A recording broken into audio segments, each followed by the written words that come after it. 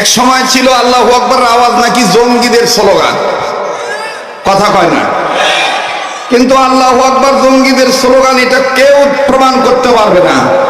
হ্যাঁ, এরকমও প্রমাণ আছে বাংলাদেশে আল্লাহু আকবার বলে মুসলমানদের মধ্যে ফাটল ধরাবার জন্য অনেক নিংটির জাত বাংলাদেশের সুষ্ঠু পরিবেশকে অসুস্থ করার জন্য নারায়ে তাকবীরের স্লোগান দিয়ে আমার বন্ধুগণ ইসলামী আন্দোলনের কর্মীদেরকে তারা হত্যা করেছে।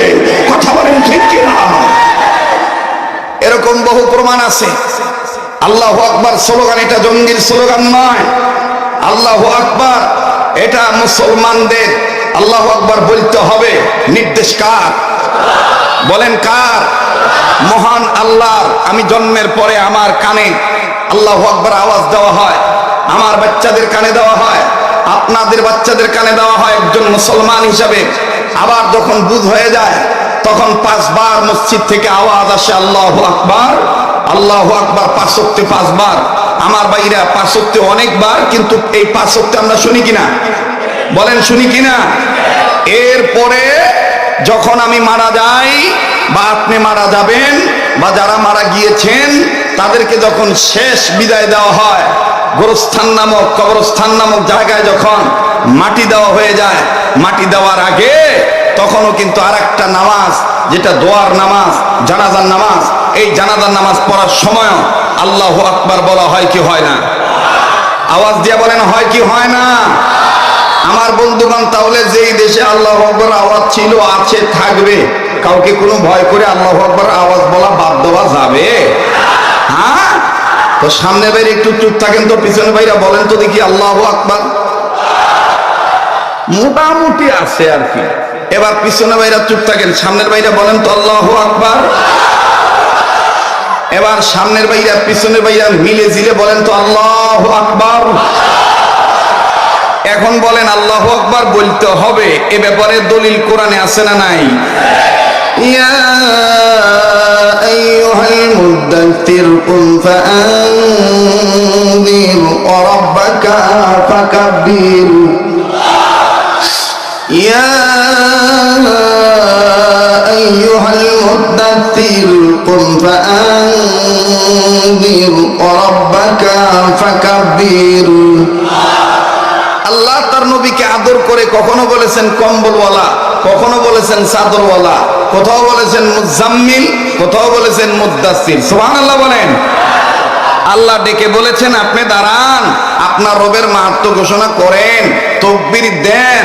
আমার ভাইরা, যেখানে আল্লাহ তার নবীকে, আমার আপনার বিশ্ব নবীকে, বিশ্ব নেতাকে তাকবীর দিতে বললেন, সেখানে আমরা কি তাকবীর দিতে পারবো না?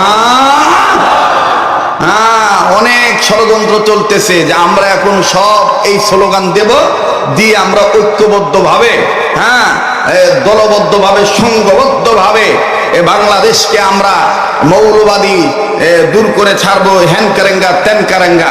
আমরা বলবো যে তোমরা যত বাতিল ফেরকা আছো, ইসলামকে ধ্বংস করার পায়তারা চালাচ্ছ, তোমরা হইবা দলবদ্ধ, তোমরা হইবা সংঘবদ্ধ, আর তোমরা নানান স্লোগান দিবা, আর আমরা একতাবদ্ধ হব, একটা স্লোগান দেব আল্লাহু আকবার।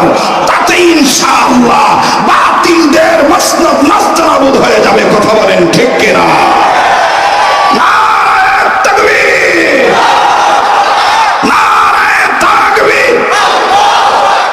কোরআন হাদিস যেখানে, আল কোরআনের আলো, আল হাদিসের আলো,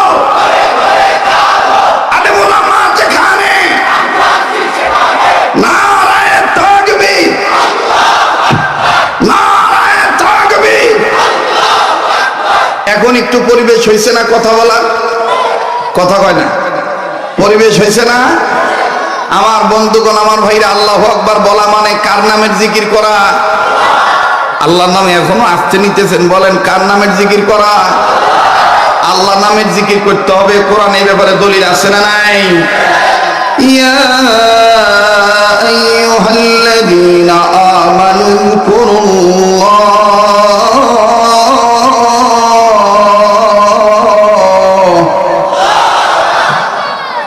ইমানদারগণ, তোমরা আমার নামে উযকুরুল্লাহ আল্লাহর নামের জিকির করো। কার নামে? আল্লাহর নামে জিকির করব কি বাবার নামে নাকি আল্লাহর নামে? হ্যাঁ, আল্লাহকে কি আমরা ডাকবো সুন্দর সুন্দর নাম ধরে নাকি বাবাকে সাথে নিয়ে?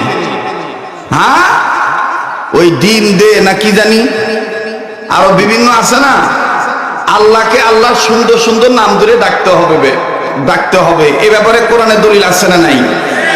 ওয়ালিল্লাহিল আসমাউল হুসনা পড়েন, যাদের জানা আছে পড়েন।